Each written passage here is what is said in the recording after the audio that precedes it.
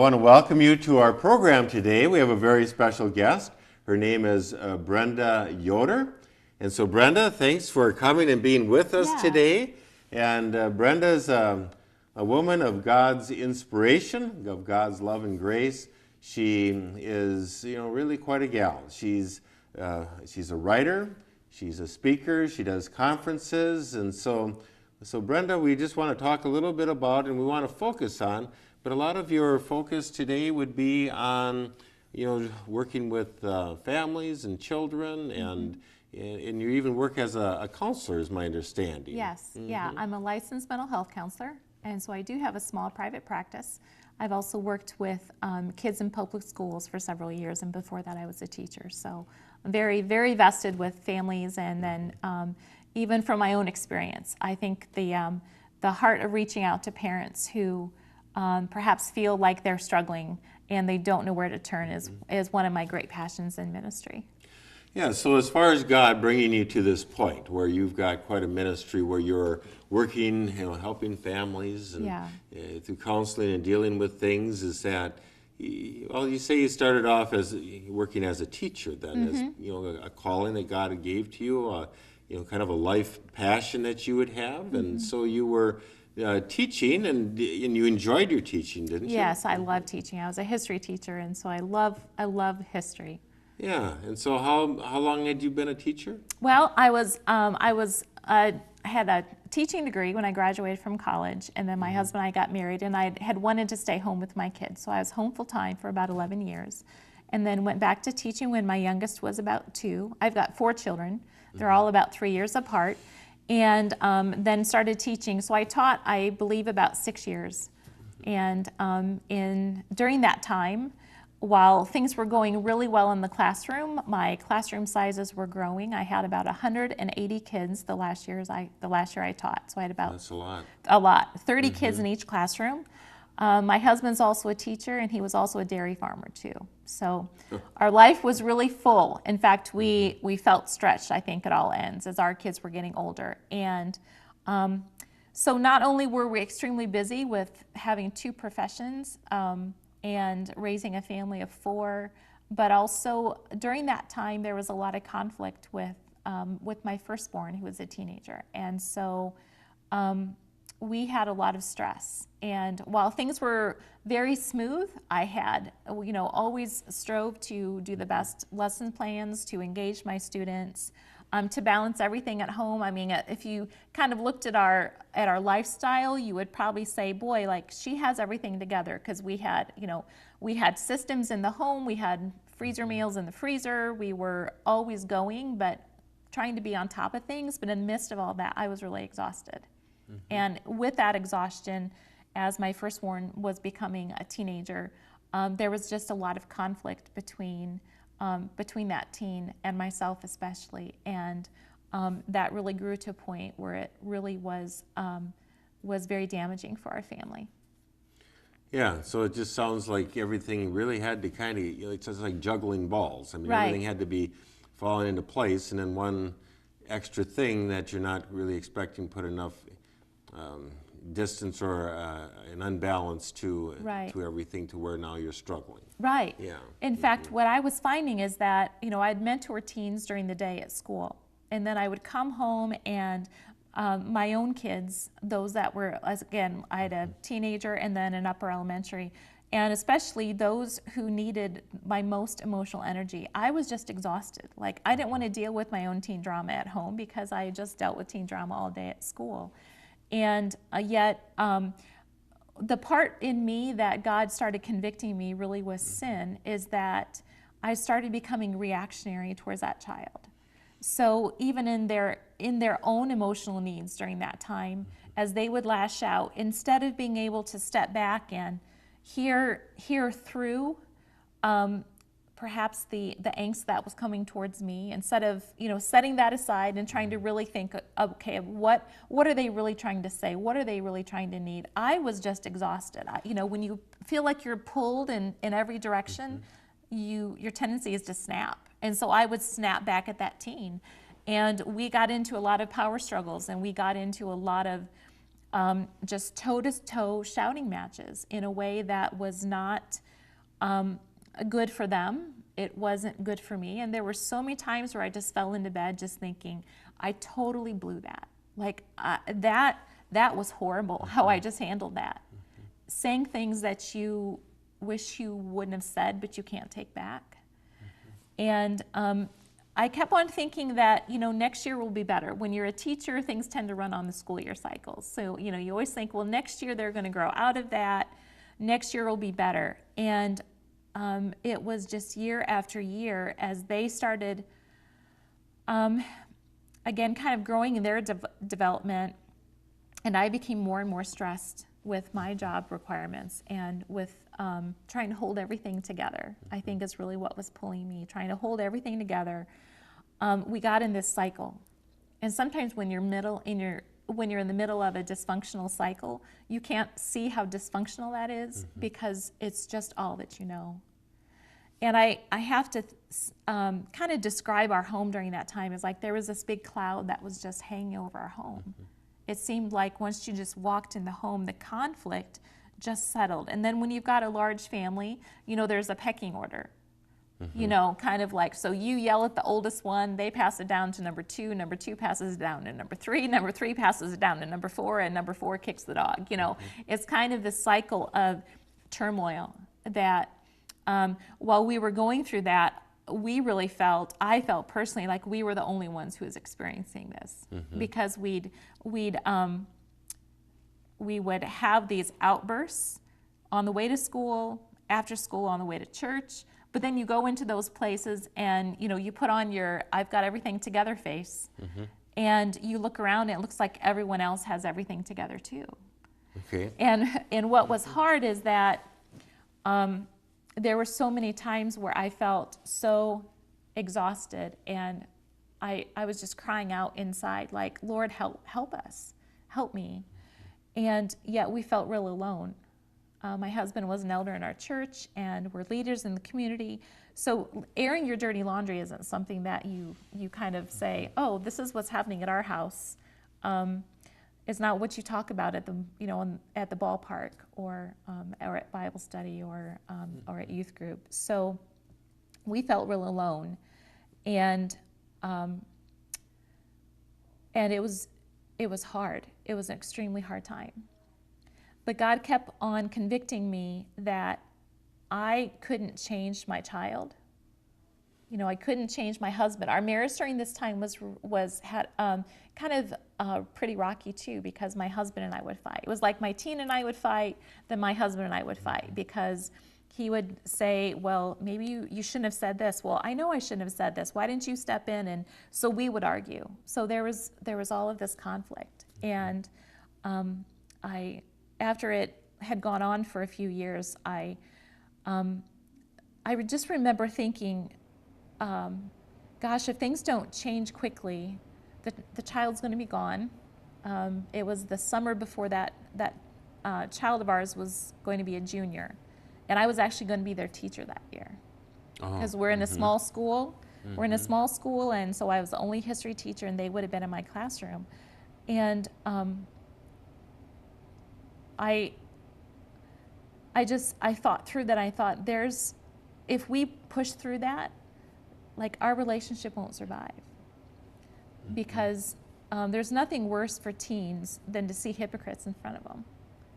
I mean, teens are very idealistic, and so if they know that their mom is yelling at them here, and yet they're nice and friendly in front of their peers in the classroom, that really is a death sentence or would have been a death sentence on our relationship. So, I had the most students in my class that year.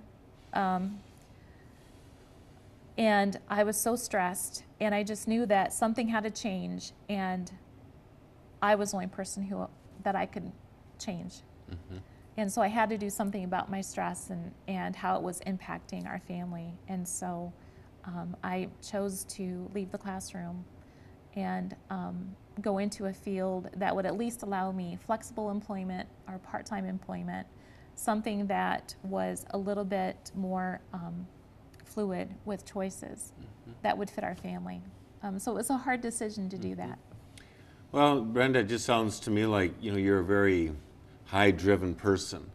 And it sounds like your husband is also a high-driven person just by, well, you both are teaching and he's dairy farming.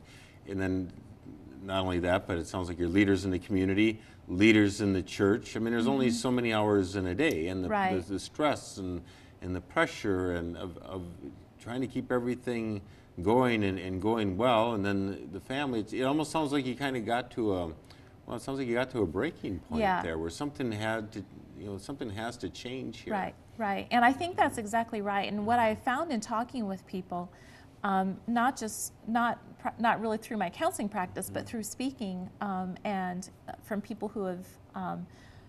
I had a new book out for moms called Balance Busyness and Not Doing It All, which is kind of the things I've learned through this experience, which is, I think when you're in your 30s and early 40s, you tend to try to do everything. You're trying to do everything professionally. You're trying to do everything with your family and with your kids, set them up for success. You're trying to do things in the church, and you're exactly right. When things are going smoothly, all of those things work really well. But for us, the thing we hadn't anticipated, which was this conflict with our child, that was a layer that we had to address. That was adding this stress. I often explain it like you're walking a tightrope over Niagara Falls, and you're trying to balance everything. And as long as the weather is still, you can do it, but you're still walking a tightrope.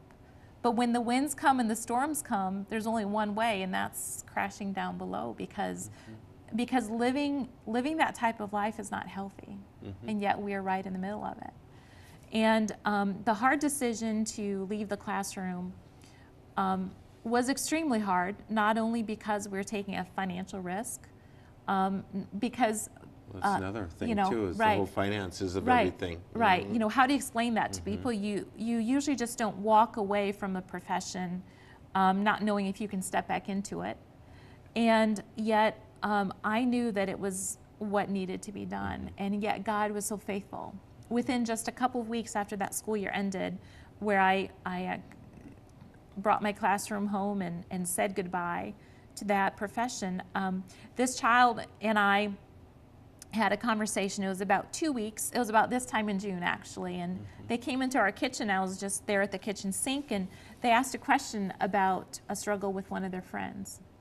And for a lot of other people, that type of conversation was probably normal for them every day. But for us, those conversations didn't happen.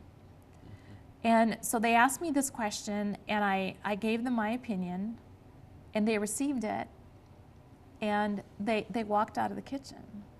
And it was the first conversation we had had in years where there wasn't any sarcasm, there wasn't any fighting, there wasn't any "don't tell me what to do" on their part.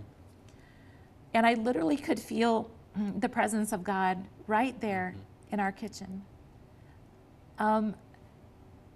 Like his hope was so tangible. It was like I could just reach out and touch his presence. And it was then that I knew, like, the Lord was telling me, it's going to be okay. It was tangible hope for something that I had felt hopeless in for a lot of years.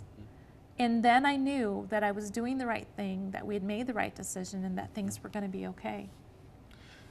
Well, yeah, I mean, obviously you were doing very well as a teacher and in so many aspects of life, but then when you look at your family, there's a lot of love needs there, a lot of nurturing needs there, and it's almost like your teenage child is saying, my mother is here. Right. I have love and nurturing, and that's probably what your child really has longed for. All this, as much as I would like to have you as my teacher, because you'd be able to teach me about all these things about history.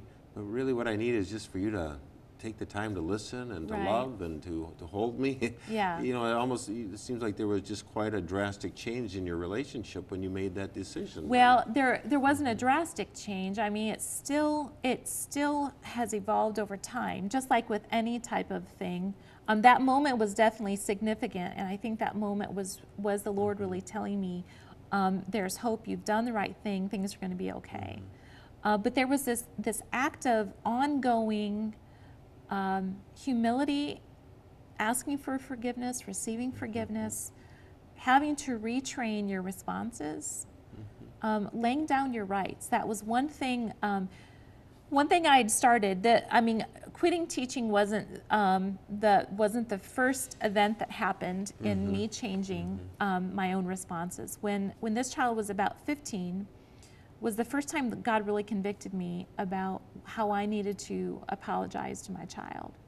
So we had had some fight, and I had said some things that I wish I wouldn't have said. And I had made peace with God, but I knew I needed to make peace with my teen. And I knew that they also wouldn't hear me. Like, for me to go back and say, I'm sorry, they wouldn't receive that. So I just was impressed by the Holy Spirit to write it out, to ask them for forgiveness through writing. And so I did that. I got out a stationery and I started writing, and God convicted me that what I was writing was not acceptable, because I kept on saying, please forgive me for saying this, but when you. Like, when you yell, when you say this to me, that's not appropriate.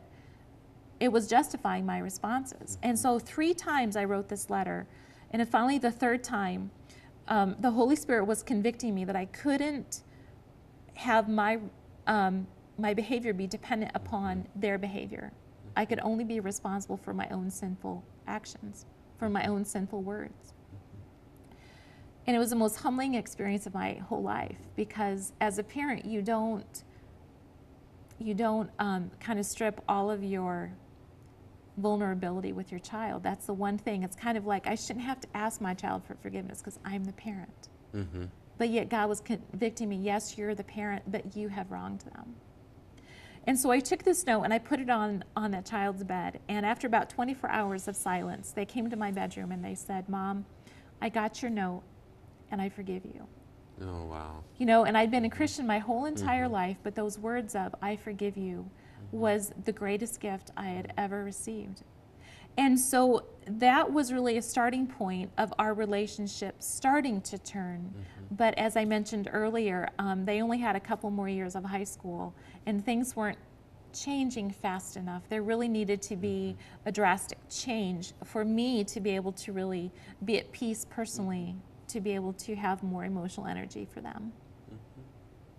Yeah, and so now today you have written some books that can be helpful to, why don't you share, you know, like, I'm trying to think of there's a lot of people, a lot of our viewers, I'm sure, who can relate, meaning that, well, we have tension in the family because of maybe not exactly the same reasons that you have had, but we have tension in the family, and we don't want to be going through life fighting with each other. We want to have peace, and we want to have a nurturing environment.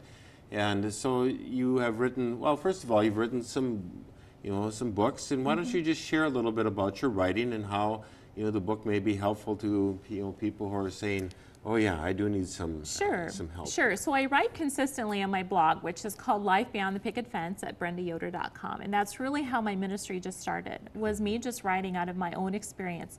As a Christian, like, hey, I'm really struggling, but God's working in our family. Is there anyone else out there who's struggling like me? So on my website, I write consistently, usually weekly, and about life, faith, and parenting beyond the storybook image. And then the book that I published this last year is called Balance, Busyness, and Not Doing It All. And it really is about that, it's really not about what I call my angry mom story that I just shared with you, the underlying things, but it's about all of those other pieces that are happening in your life that if you don't take time to take care of yourself, if you don't take time to follow God's priorities rather than the world's priorities, that say you have to do all of these things right now, and if you don't, you're going to miss out, your kids are going to miss out. And what we've learned, even through our journey, is that when you follow God's priorities, such as making hard decisions, like leaving a job so that you have more time with your family, like finding a job that works better. Most people think, I can't do that because what if? And so I can honestly attest that when you follow God's priorities for your family, and our families are all different, so what maybe worked for my family isn't necessarily going to work for someone else's family. But it's kind of about, especially for women, learning that you don't have to do everything as a parent. You don't have to do everything as a Christian woman. There's times to not do Bible school because your own kids need you more that summer. You know, there's times to be able to say, when my kids are a little bit older, then I can step into that role because right now my kids need me. It's okay to say, I need to step back from a full-time job, perhaps to do something part-time, because our family life right now is so full. And knowing that God will provide in all of these situations. But a lot of that book is a lot of practical pieces. But the bottom line is our relationship with Jesus Christ. And so I share with women a lot through that book of how having an intimate relationship with Jesus is what helps each one of us as women define those priorities for that season of parenting and that season of our life. That's one of the things that Jesus always taught and stressed was the importance of setting your priorities. Well, he even says, well, seek me first, the kingdom of God. And it's like all the rest of your life, the priorities will fall into place. Right. But I think about women. For so long, men's role has been defined, but then women's role in society and in the house has changed over the last, 30 or 40 years. Right. And so but yet men probably haven't adjusted maybe in the way that they need to adjust in the house based on the women now and the pressures that women have to say, well, now, just like a man has to go out into the world and be successful, now we're expecting women to go out into the world and to be successful, but at what expense? Right. And that's something, my husband has been so supportive through all of our journey. One thing I write about in the book, it's called, one of the chapters is Don't Parent Alone, which is kind of this joke about dads don't babysit. Yeah. Because often when I was a stay-at-home mom and I would go somewhere with friends to a women's conference or something like that, the response I would get was, oh, is Ron home babysitting? And it would infuriate me because I'm like, no, a babysitter is someone I pay to watch my children. This is my husband. We parent them together. And so part of it is for women to know that they don't have to do everything in parenting and in managing the household, because parenting also is a partnership. Right. And so I know at different stages along the way, my husband would just say, like, how can I help you? And there was a period where I just said, if you could just sweep, like if you were to do the weekly sweeping, like the vacuuming, then that would help me out so much, because what stresses me out in my home, like things don't have to be dusted perfectly, things don't have to be exactly in order, but my floors need to be clean and like the dishes need to be done and the laundry needs to be put away. Like those are the three, what I call like for me non-negotiables. For other women it's different. But for me to be able to come home and know that those things are clean and done, that helps my stress level with all the other things you're doing. And so my husband really stepped up, and he never would have known that need had I not expressed it. We would have never gotten into more of a partnership, and that's what I've heard from other women often is that, because I do retreats on this also, like day conferences as things, is what I've heard in response to that is that I thought my husband expected me to do all of these things, and so I just did them. But when I told him my needs and he said, sure, I can do that, then it takes something off of her plate, which then gives her time. If she's working full time, that allows her to have more time for her kids when she's not at the job. If she's home full time with a lot of little kids and feels completely overwhelmed, then that takes some stress off her plate too. So women, unfortunately, kind of have this running dialogue that they have to do everything and do it well in every domain, which for them, when you have kids, kids never go away. Like you're always parenting them. So feeling like you're not doing something well in that role of parenting is not disconnected to any other thing you're doing. It's there all the time, and so there's this expectation that you perhaps put on yourself that adds some stress all the time. Yeah, so a lot of this, what you're emphasizing is, as far as parenting goes, is that a father and a mother, that you are yoked together in the nurturing of your family, and that that a father is more than a babysitter. Yeah. That you are the parent, and that we work on this together, and that you have to work on it together to get that balance working. Yeah, so writing and then you speak at conferences, and you have, anyway, we do have your website information up on the screen here. So if there's ever a way that you wanted to contact Brenda, whether it's through her, looking at her blog, or possibly having her come to your church or your organization to speak, or even to read her, some of her literature, her book that she's written, that's all available to you, to know that there is, help out there. And so, Brenda, I just really am thankful for your ministry and how you are reaching out to people with a message that I think a lot of people can relate to, from the standpoint of saying, yeah, we're at that, or maybe we're at that we're getting to that breaking point, or we're beyond that breaking point. What do we do so that we can, certainly value our time together as a family, and not just look back on it and say, well, that was just all a bunch of, fighting and bickering and things like that. Yeah, definitely. My passion is for life, faith, and parenting that's beyond the storybook image. And people can also connect with me on Instagram, Twitter, and Facebook. I'm on all of those different social media sites too. And just kind of my heart is just encouraging women and families when life doesn't fit the storybook image. Right, yeah. Because that's one of the things that sometimes we think as Christians, we have to be in the storybook, we got to go to church with this facade. Yeah. Whereas really what we need to do is just kind of break down some of those walls and take off our facades, and to say, well, we're here for each other, to work on our brokenness, and to be able to, hopefully, work through some things and bring healing and, like you say, life, to families and to relationships. Okay, well, this is Brenda Yoder. She's a speaker, an author, and also a counselor. And so, Brenda, thank you so much for being on the program today. And I just want to thank all of you for joining us this day as well. God bless you.